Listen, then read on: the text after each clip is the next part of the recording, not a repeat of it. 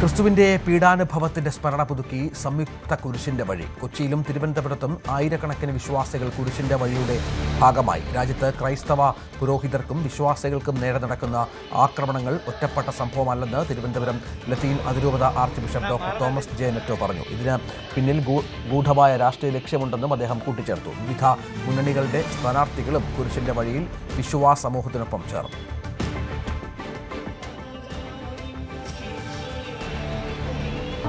വിവിധ ദേവാലയങ്ങളിൽ ദുഃഖവെള്ളി ആചരണം നടക്കുകയാണ്. ക്രിസ്തീയ വിശ്വാസത്തിൻ്റെ ഏറ്റവും പവിത്രമായ ദിവസങ്ങളിലൊന്നായി കരുതപ്പെടുന്നതാണ് ദുഃഖവെള്ളി എന്ന് പറയുന്നത്. ഇതിൻ്റെ ഭാഗമായിട്ടുള്ള കുരിശിൻ്റെ വഴി ആരാധന, പരിഹാര പ്രദക്ഷിണമാണ് വിവിധ ദേവാലയങ്ങൾ കേന്ദ്രീകരിച്ചുകൊണ്ട് രാവിലെ മുതൽ തന്നെ നടക്കുന്നത്. ഈ ദേവാലയങ്ങളിൽ നിന്ന് ഇറങ്ങി ചുറ്റുപാടുമുള്ള പ്രദേശങ്ങളിലൂടെ കടന്നു പോയിക്കൊണ്ട് അത് ഈ ദുഃഖവെള്ളി ആചരണത്തിൻ്റെ ഭാഗമായുള്ള കുരിശിൻ്റെ വഴി പരിഹാര പ്രദക്ഷിണം പൂർത്തിയാക്കുന്നു. ക്രിസ്തുദേവന്റെ പീഠാനുഭവ സ്മരണകൾ പുതുക്കുകയാണ് ദുഃഖവെള്ളി ആചരണത്തിലെ കുരിശിൻ്റെ വഴിയിലൂടെ അടയാളപ്പെടുത്തുന്നത്. ഗാഗുൽത്ത മലയിലേക്ക് മനുഷ്യകുലത്തിൻ്റെ പാപമോചനത്തിനായി പീഡാനുഭവങ്ങൾ ഏറ്റുകൊണ്ട് കുരിശുമായി നടന്നു നീങ്ങിയതിൻ്റെ, ക്രിസ്തുദേവൻ നടന്നു നീങ്ങിയതിൻ്റെ ഓർമ്മ പുതുക്കലാണ് ക്രൈസ്തവർക്ക് ദുഃഖവെള്ളി എന്ന് പറയുന്നത്. വിഭൂതി ബുധൻ മുതൽ ആരംഭിച്ച വലിയ നോമ്പിൻ്റെ ഏറ്റവും ശ്രേഷ്ഠമായ ദിവസങ്ങളിലൊന്നായിട്ടാണ് ദുഃഖവെള്ളിയെ കണക്കിലെടുക്കുന്നത്. വലിയ നോമ്പിൻ്റെ അവസാനങ്ങളിലേക്ക് അത് കടക്കുന്നു. പെസഹ ദിനാചരണത്തിൻ്റെ ഭാഗമായുള്ള തിരുവത്താഴത്തിൻ്റെ സ്മരണ പുതുക്കിക്കൊണ്ടുള്ള അന്ത്യത്താഴത്തിൻ്റെ സ്മരണ പുതുക്കി പെസഹ വ്യാഴം ആചരിച്ചു. പിന്നീട് ദുഃഖവെള്ളിയിലേക്ക് അത് കടക്കുന്നു. വിശുദ്ധ വാരത്തിലെ ഏറ്റവും സവിശേഷമായ ദിവസങ്ങളായാണ് ദുഃഖവ്യാഴവും ദുഃഖവെള്ളിയും കടന്നുള്ള ഉയർത്തെഴുന്നേൽപ്പിൻ്റെ പ്രത്യാശയുടെ പുതുഞായറിലേക്ക് ക്രൈസ്തവ വിശ്വാസികൾ കടന്നു പോകുന്നത്. ഇതിൻ്റെ ഭാഗമായുള്ള പരിഹാര പ്രദക്ഷിണം, ദുഃഖവെള്ളി ആചരണത്തിൻ്റെ ഭാഗമായുള്ള പരിഹാര പ്രദക്ഷിണമാണ് രാവിലെ മുതൽ ദേവാലയങ്ങൾ കേന്ദ്രീകരിച്ചുകൊണ്ട് നടക്കുന്നത്.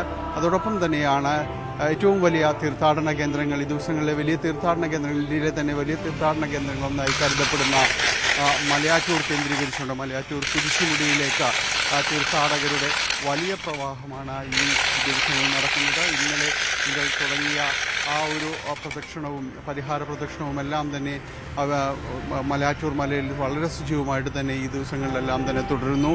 എന്തായാലും കുരിശിൻ്റെ വഴി ആരാധനയിൽ വിവിധ നൂറുകണക്കിന് വിശ്വാസികളാണ് പങ്കെടുക്കുന്നത്. തെരുവുകൾ തോറും ഈ കുരിശിൻ്റെ വഴി ആരാധനകൾ കടന്നു പോവുകയാണ്. ക്രിസ്തുദേവൻ്റെ പീഠാനുഭവ സ്മരണ പുതുക്കുന്നു.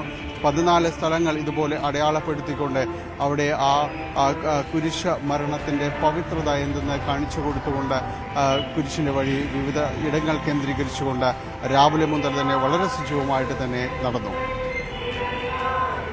ക്രിസ്തുദേവന്റെ കുരിശ് മരണത്തിന്റെ സ്മരണ പുതുക്കിക്കൊണ്ടാണ് ക്രൈസ്തവ ലോകം ഇന്ന് ദുഃഖവെള്ളി ആചരിക്കുന്നത്. കഴിഞ്ഞ 150 വർഷമായി തുടരുന്ന പരമ്പരാഗതമായ ശൈലിയിലാണ് പാളയം സെന്റ് ജോസഫ് കത്തീഡ്രലിൽ ഇത്തവണ ദുഃഖവെള്ളി ആചരണം നടക്കുന്നത്. സംയുക്ത കുരിശിന്റെ വഴിയോടെയാണ് ഈ ദുഃഖവെള്ളി ആചരണം നടക്കുന്നത്. എടുത്തു പറയേണ്ടുന്ന കാര്യം, 3 പ്രധാനപ്പെട്ട സഭാ തലവന്മാർ ഇന്ന് ഈ സംയുക്ത കുരിശിന്റെ വഴിയുടെ ഭാഗമാകുന്നു എന്നത് തന്നെയാണ് ലത്തീൻ അതിരൂപത archbishop doctor Thomas J നെറ്റോയ്ക്കൊപ്പം ബെസേലിയസ് ക്ലിമീസ് കാതോലിക്ക ബാവയും ചങ്ങനാശ്ശേരി അതിരൂപത മെത്രാൻ ഡോക്ടർ തോമസ് തറയിലും അടക്കം ഈ ചടങ്ങുകളുടെ ഭാഗമാകുന്നുണ്ട്.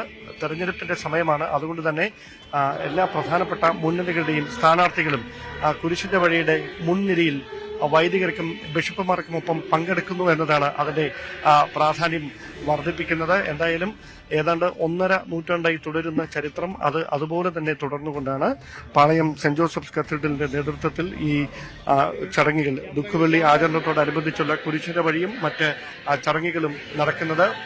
വിശ്വാസികളുടെ വലിയൊരു പങ്കാളിത്തം, വലിയൊരു ബാഹുല്യം ഈ ചടങ്ങുകളുടെ മാറ്റുകൂട്ടുന്നു എന്നതും എടുത്തു പറയേണ്ടുന്ന കാര്യം തന്നെയാണ്. വിസ്മണിയുടെ കൂടുതൽ വാർത്തകൾക്ക് News 18 Keralam YouTube channel subscribe ചെയ്യുക.